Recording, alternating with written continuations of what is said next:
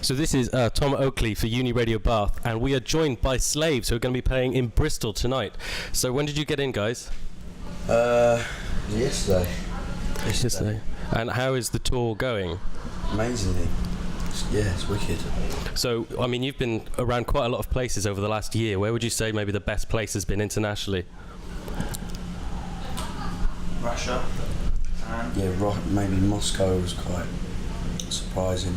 We didn't realise that anyone knew we were in Moscow, but we played like a really good sold-out gig there. Going anywhere internationally is cool. Yeah. Yeah. And where have you had some amazing fan experiences as well? Someone bought a fish for that gig in Moscow, do you remember? Yeah. In a brown paper bag that they'd travelled a long journey with.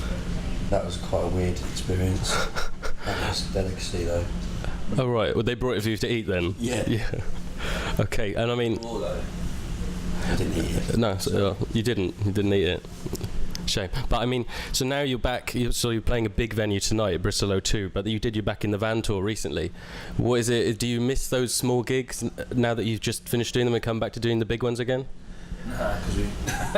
Well, when you haven't done them in ages, you do, but then when you, like, it's the same as anything, you scratch an itch, then you do the next thing, and I reckon sometimes next year we'll want to go back and do them again, but I feel like we properly did them this time.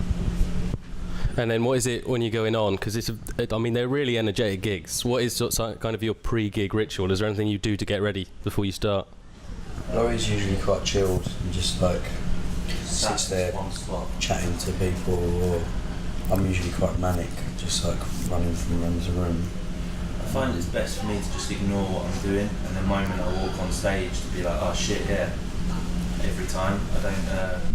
I don't like thinking about what I do too much, because otherwise it sort of messes with my head. And then we just have a little cuddle and go on. I mean, so if I talk about the music a bit then, how is it, Isaac, that you decided that you'd be a stand-up drummer?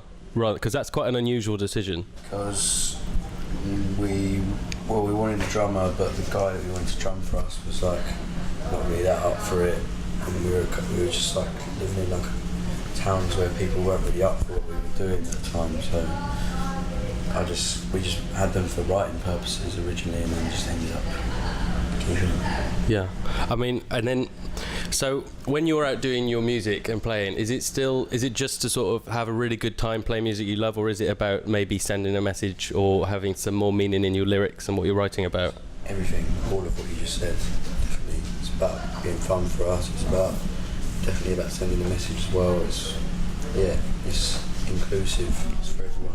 Okay, and like on the current album now, so that's been out for a little while now, but you worked with Mike D when you were doing Take Control, Mike D of the Beastie Boys. Was it quite different than having that third sort of influence as you were recording and producing that? Yeah, because like neither of us sort of like being told by the other that what we're doing isn't very good, so it's nice to have someone you really respect sort of do it for you. And there are times where one of us needs inspiring, or one of us needs to be told this song is just rubbish, leave it alone, and Mike D was a really good sort of third party for that. Alright, and was it, because it's only been a year since the album before came out, is it sort of, were you working on material that you had previous, or is it all new over this last year?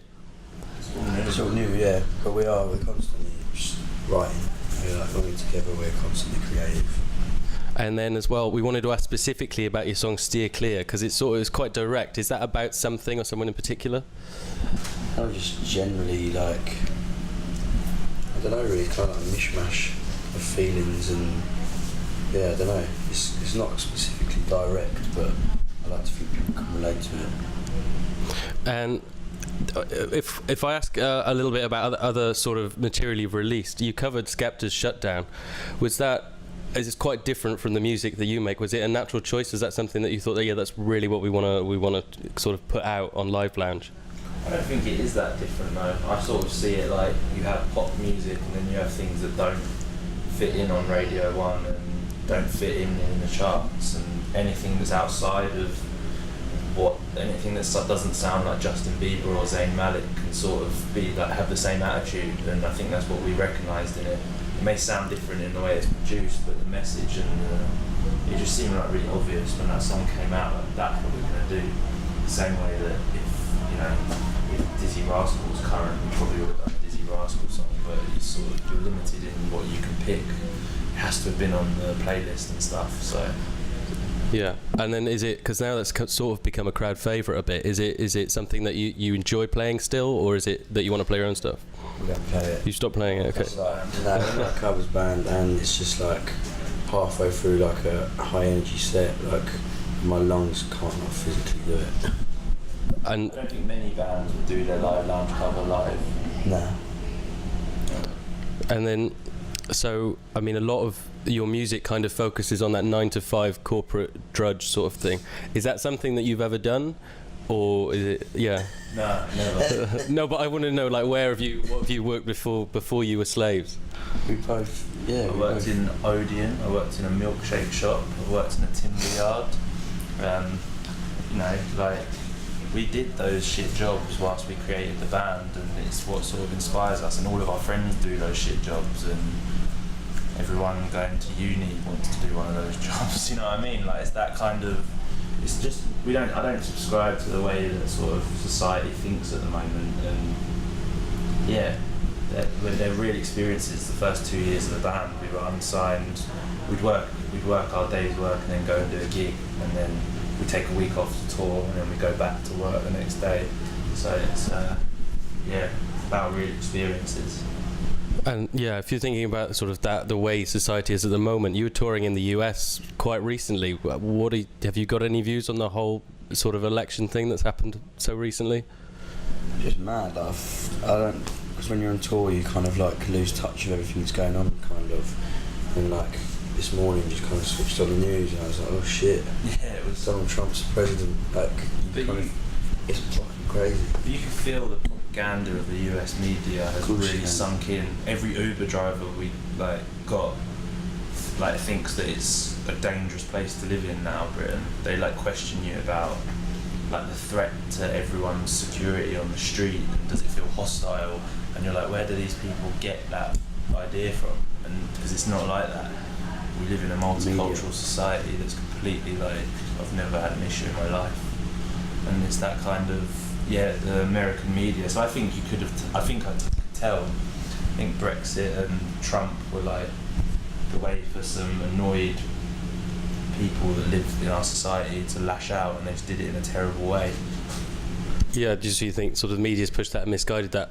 But then as well, obviously you say we live in a safe multicultural society, but you've got your support for the Girls Against initiative. So how did you become involved with that? Was it them? Was it first? I think something we first stated online first, wasn't it? Yeah, we someone got touched up at our gig. Yeah, it was the first time it had ever happened, and I sort of became aware of it and wrote a statement saying it just wasn't on. And then that was at the same time they just formed, and they got in touch with us. And yeah, they could go. Okay, so I think we're sort of coming to the end of the amount of time we have. We thought, as you're quite associated with obviously the punk revival movement, and there's a lot of sort of politics sometimes talked about your music a little bit, we thought we'd play a bit of a game, if you're okay with this. It's called Desert Island Dickheads. And it is punks versus politicians. So there's a quote, and you need to guess whether it's a punk or a politician talking about some of their favourite music. Okay. Okay. So it is Laurie versus Isaac. Laurie, do you want to go first? Yeah. Yeah. I like music that's more offensive. I like to sound like nails on a blackboard. It gets me wild. Yeah, punk. Punk. Iggy Pop. Correct. Okay. Isaac, Dancing Queen is one of my favourite songs to jump up and down to. Punk. Nah. Politician, Theresa May.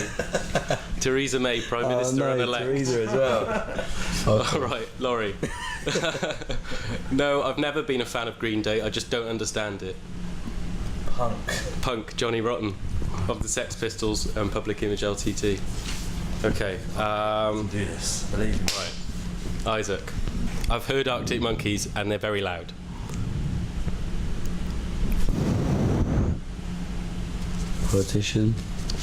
Politician, Gordon Brown, ex-Labour Prime Minister. Okay, Laurie. I remember being obsessed with the Marshall Mathers LP, Slim Shady LP. I love Eminem. something I said probably, or you said, punk. It is, it's Isaac. Okay, Isaac, your last one. I'm not a punk. Not a punk. Do you want to hear it? Yeah. Going to an NWA gig was definitely the coolest thing I've ever done. I know who that is. Who is it? Punk. Oh, wait, no, I don't, so. Politician, George Osborne. Oh my god. All these things I would probably say, or not say.